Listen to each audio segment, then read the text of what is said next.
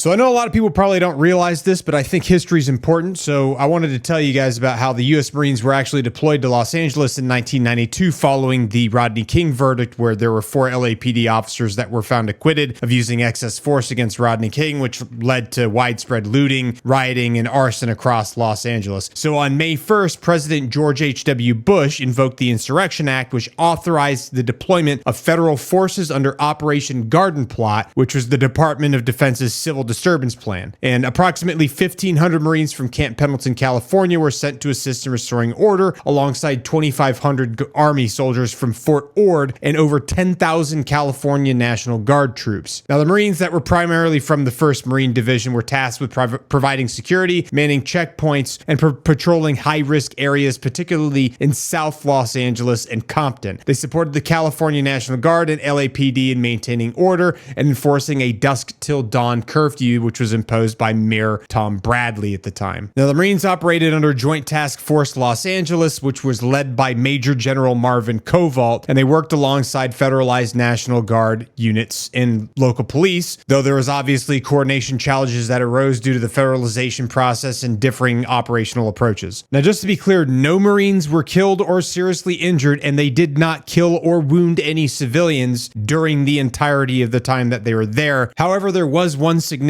incident that highlighted the communication issues between the LAPD and the Marines, because during a domestic dispute response in Compton, 2 police officers were fired upon with a shotgun, and one of the officers shouted, "Cover me," to the Marines, intending for them to be ready to fire if needed, but the Marines interpreted that cover as providing suppressive fire, and they fired approximately 200 rounds into the house. Remarkably, nobody was injured or harmed as a result, but it became a cautionary tale about the risks of miscommunication between military and civilian law enforcement.